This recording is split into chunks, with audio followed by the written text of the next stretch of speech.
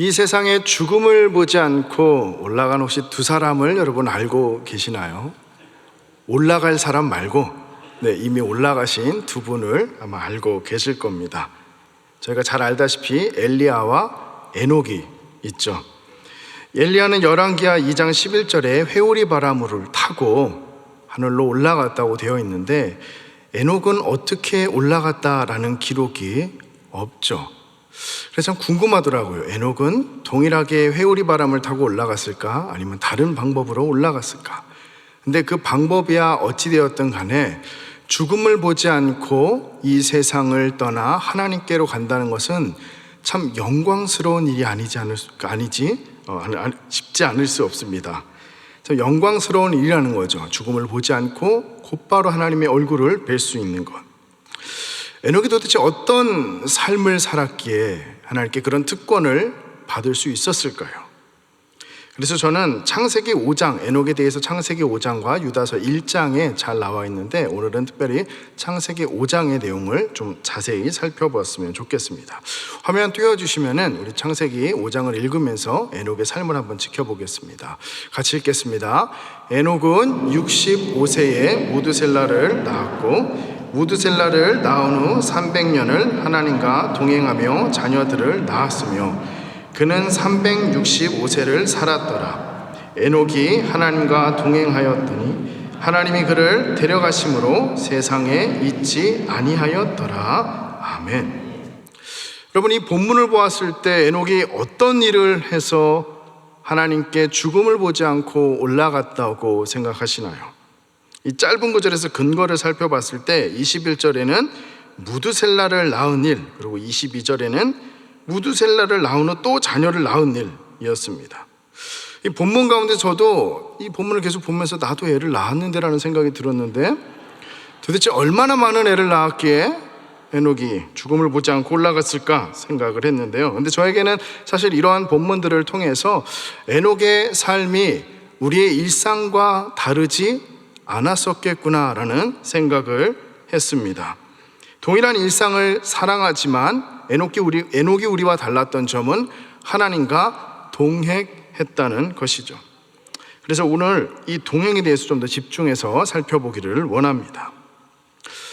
이제 긴 겨울이 지나고 봄이 왔는데 또 갑자기 날씨가 겨울에 들어가는 것처럼 추운데 저희가 이제 날씨가 따뜻해지면은 눈에 많이 띄는 모습들이 보입니다. 뭐냐면 사람들이 이 따뜻한 날씨를 만끽하기 위해서 두 사람, 세 사람씩 짝을 지어서 돌아다니는 모습, 산책하는 모습을 저희는 많이 볼 수 있습니다.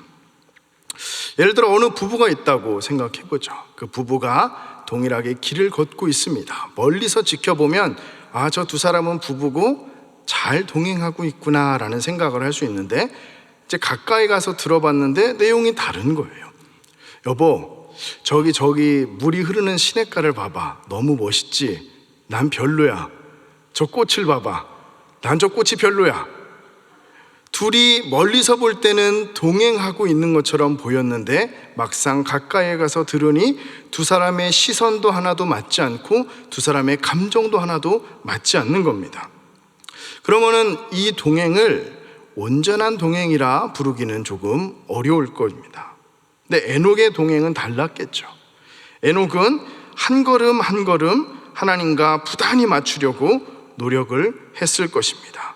그 호흡마저 똑같이 담기 위해서 정말 많이 부단히 노력을 했을 거예요. 그래서 창세기 5장 24절에는 하나님이 에녹과 동행하더니 라고 되어 있지 않고 에녹이 하나님과 동행하더니 라고 되어 있습니다. 하나님께서는 늘 우리와 동행하시죠. 근데 문제는 우리가 하나님과 동행하고 있는가? 사실 그게 가장 큰 문제일 것입니다. 많은 성도님들이 신앙생활을 하면서 교회에 출석도 하고 정해진 봉사도 하고 여러 가지 신앙생활에 일을 합니다. 그래서 얼핏 보면 하나님과 동행하고 있구나라고 생각할 수 있습니다. 근데 조금 더 깊이 들여다보니 주님이 바라보고 있는 것과는 전혀 다른 것을 바라보고 주님이 말씀하시는 것과는 전혀 다른 것들을 이야기하며 주님이 기뻐하신 것에는 관심이 없고 내가 기뻐하는 것에만 관심이 있다면 우리 역시 신앙생활을 하며 주변에서 볼 때에는 하나님과 동행하네라는 생각을 할 수 있지만 조금 더 깊이 들어가 보면 온전히 동행하지 않음을 우리가 많이 보게 됩니다. 그래서 주님을 바라보는 것, 그리고 이것을 산책에 비유했듯이 한 걸음 한 걸음 주님과 시선을 맞추고 발걸음을 맞추고 호흡을 맞추고 주님이 기뻐하신 것을 찾고 같이 이야기하는 것, 이게 바로 성경에서 말하는 동행이라는 것입니다. 그래서 사도 바울도 이 골로새서의 동행에 대해 이렇게 권면을 합니다. 골로새서 2장 6절 말씀입니다. 제가 읽겠습니다. 그러므로 너희가 그리스도 예수를 주로 받았으니 그 안에서 행하되 라고 되어 있습니다. 그러므로 너희가 그리스도 예수를 주로 받았으니 그 안에서 행하라, 이런 뜻이죠. 여기 동행이란 내용이 전혀 없는 것 같은데 원문을 보면은 그 내용의 힌트가 단어에 있습니다. 예수님을 주인으로 받았으니 그 안에서 행하라고 얘기하는데, 이 행하다라는 단어는 무엇을 액션하거나 doing의 그 단어가 아니라 페리파테오라는 단어를 사용하는데, 이거는 걷다라는 의미를 갖고 있습니다. 그래서 ESV 성경에서는 그대로 직역을 해서 walk with him, 그와 함께 걸어라 라고 되어 있습니다. 이 의미로 다시 한번 말씀을 보면, 너희가 예수님을 주님으로 모셨으니 이제부터 그와 함께 발을 맞추어 걸어야 한다라고 이야기를 하고 있는 것이죠. 물론 처음부터 주님과 호흡을 맞추고 그 발걸음을 맞추는 것은 쉽지 않은 일일 것입니다. 그래도 계속 걷고 맞추고 걷고 맞추다 보면은 어느새 그분과의 발걸음을 비슷해지고 그분이 보고 계시는 시선을 우리도 보고 있지 않을까 생각해 봅니다. 근데 물론 그분과의 동행이 언제나 우리에게 기쁜 것은 아닐 거예요. 우리에게 죄가 있고 주님이 주인 되셨던 우리의 중심을 우리가 다시 차지하려는 시도가 우리 가운데 일어났을 때 그 주님과의 동행이 우리에게 그렇게 기쁜 일이 되지 않을 것입니다. 창세기 3장 8절에 동산을 거니시는 여호와 하나님에 대해서 말씀하고 있습니다. 여기 거닐다라는 단어도 70인역 셉투아진트를 보면은 동일하게 헬라어로 페리파테오, 아까 말한 걷다라는 단어로 되어 있습니다. 하나님께서 이 동산을 걷고 계실 때 아담과 하와가 그 소리를 들었습니다. 근데 하나님과의 관계가 좋았다면 우리 주 하나님과 얼마나 동행하고 싶겠어요.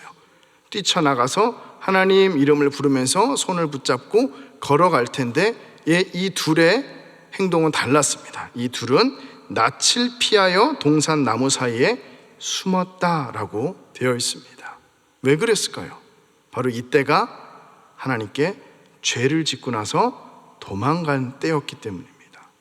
하나님과 동행, 늘 기쁘고 즐거운 것 같지만 우리 안에 죄가 있고 우리가 우리의 욕심대로 살아가려고 할 때, 그분이 바라보고 있는 시선이 아니라 전혀 다른 것을 보고자 할 때 우리는 그 동행이 부담스럽고 피하고 싶은 것이 된다는 것입니다. 그래서 동행이라는 것은 서로가 함께 걷는 행동만을 뜻하는 것이 아니라 동행하며 서로가 나누는 기쁨도 포함이 되어 있다는 것입니다. 그래서 70인역에서는 창세기 에녹이 함께 하나님과 동행했다라고 하는 이 문구를 그가 하나님을 기쁘시게 했다라고 번역되어 있습니다.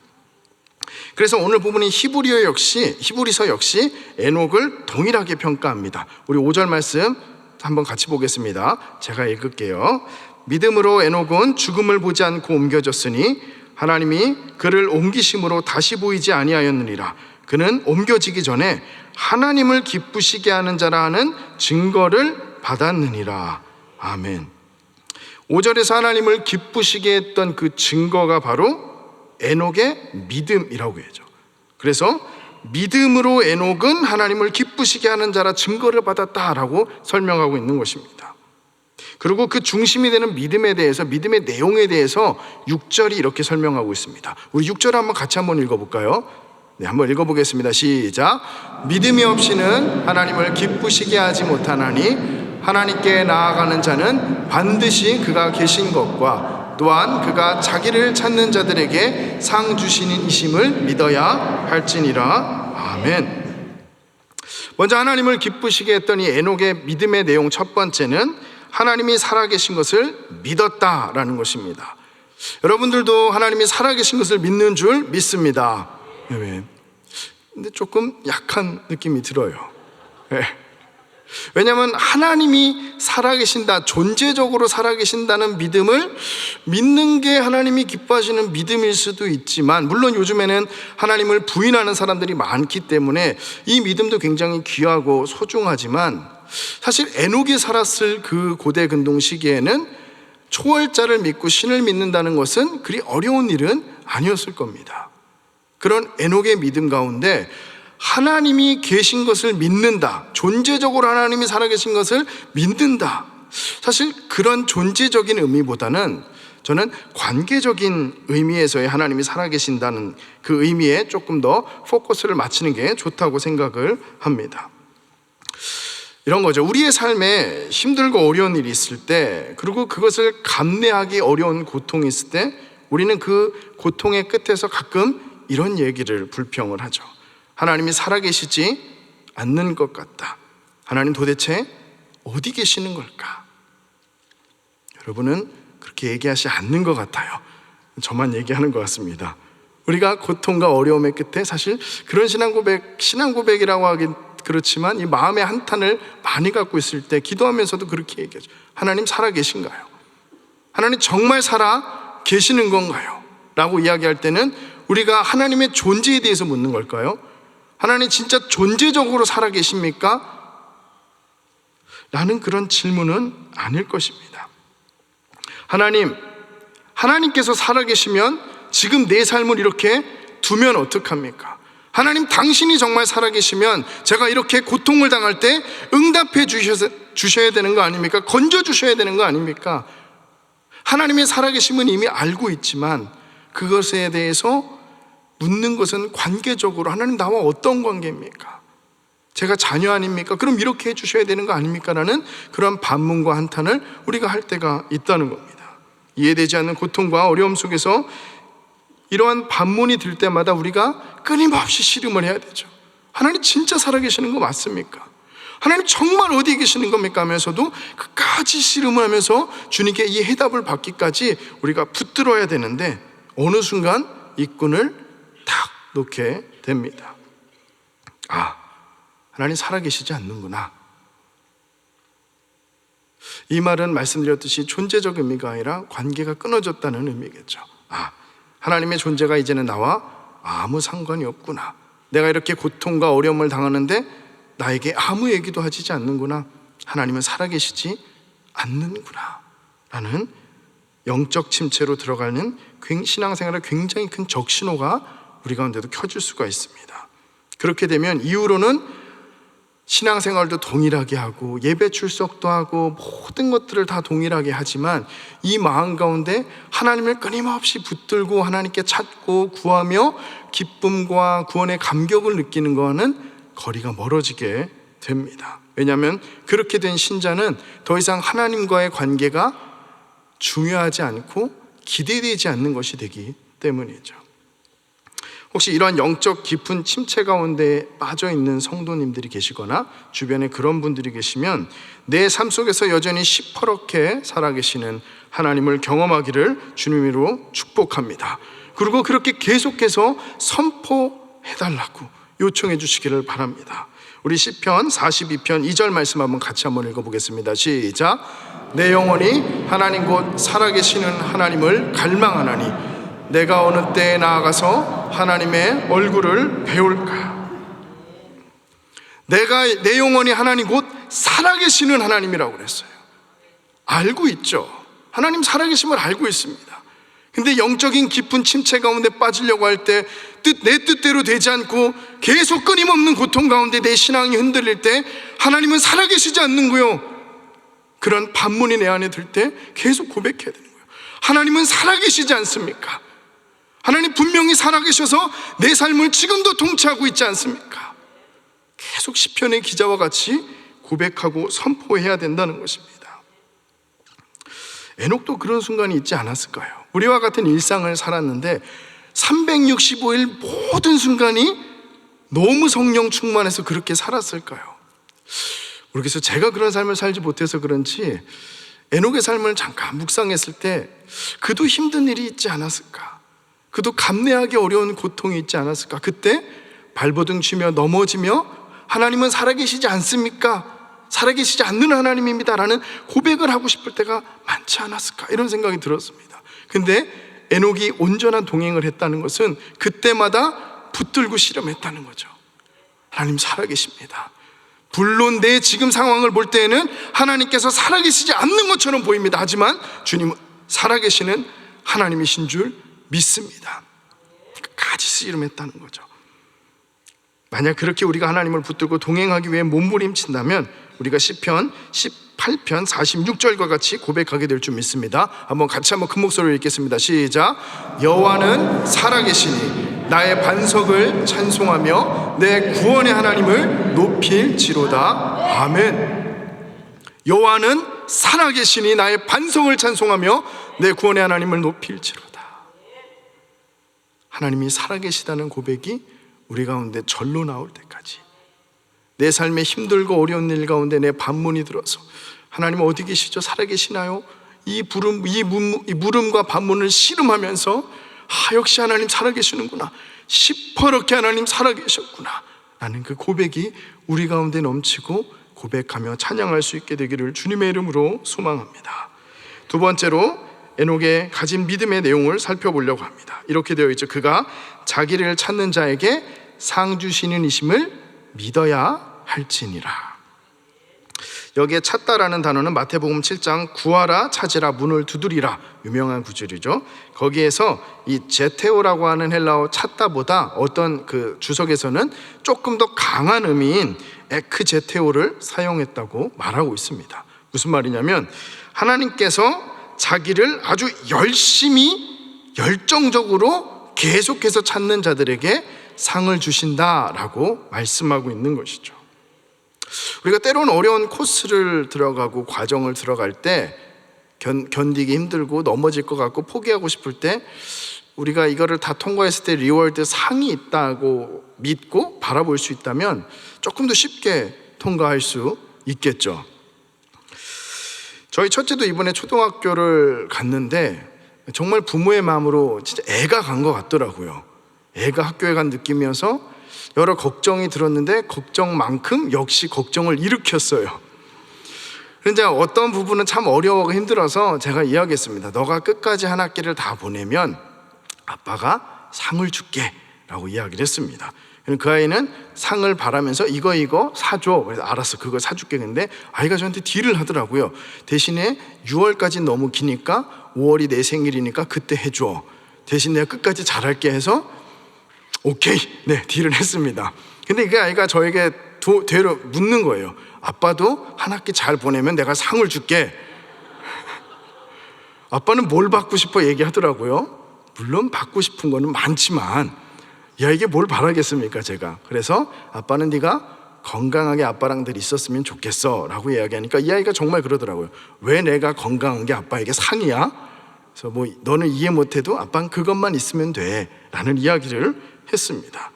모든 부모가 비슷할 것 같아요. 아이가 부모인 나와 함께 건강하게 계속 행복한 관계로 있는 게 이 아이에게 뭐를 요구하는 게 아니라 그게 우리의 리워드, 열심히 자녀를 양육했을 때 받게 될 상으로 충분하겠죠. 그리고 이 질문을 받았을 때가 저번 주였는데 이 설교를 거의 마무리할 때쯤이었습니다. 그리고 저도 그렇게 묻고 싶더라고요. 이 상이라는 단어를 계속 찾았는데 다른 대답이 없는 거예요. 뭔가 조금 다른 인사이트가 있으면 갈 텐데 제가 잘 몰라서 이게 뭐지? 어떻게 해야 되지? 이걸 어떻게 해석해야 되지? 어떻게 끌어가야 되지? 했는데 저한테는 이런 마음이 하나님이 주셨어요. 그 아이와 대화를 통해서 네가 정말 상으로 받고 싶은 거는 내가 되어야 되지 않겠니? 내가 너의 상이 되어야 되지 않겠니? 라는 그 마음을 주시더라고요. 그러면서 이 구절이 떠올랐습니다. 우리 한번 이거는 같이 한번 찾아볼까요? 조금 시간이 걸려도 잠언 8장 17절 말씀입니다. 잠언 8장 17절 말씀. 다 잊어버리셔도 요거 한 절은 가져가실 수 있게 한번 같이 한번 잠언 8장 17절 말씀을 읽어보도록 하겠습니다. 시작.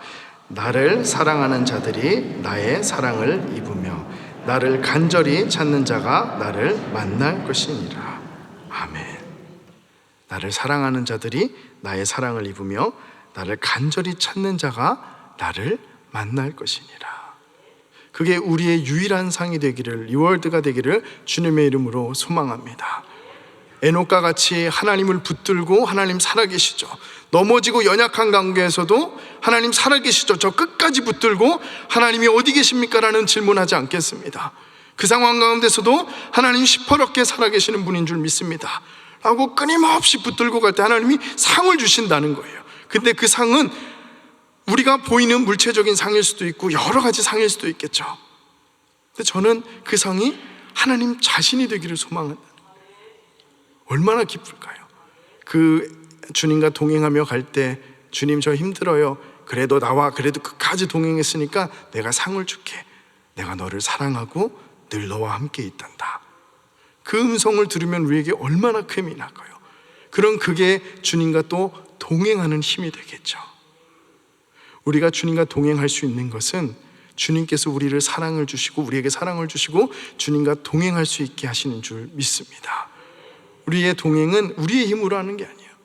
주님께서 우리에게 사랑의 힘을 주시고 그 손을 막 뿌리쳐 뽑으려고 하지만 주님의 사랑으로 다시 꽉 붙잡고 그럼 그 동행을 하고 그 동행을 한 끝에 또 상으로 주님의 사랑을 우리 가운데 주시고, 그렇기 때문에 우리는 주님과의 동행에서 실패함이 없는 줄 믿습니다.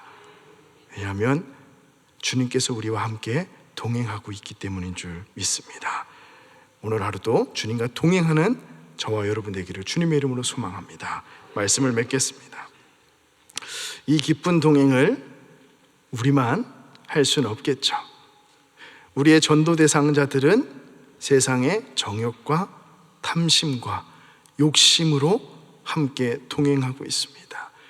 그렇게 손을 붙들고 걸어가면 끝에 행복할 줄 알고, 그렇게 끝에 가면 진정한 안식이 있는 줄 알고 우리의 전도 대상자들은, 주님을 믿지 않는 사람들은 그 동행을 하고 있다는 거죠.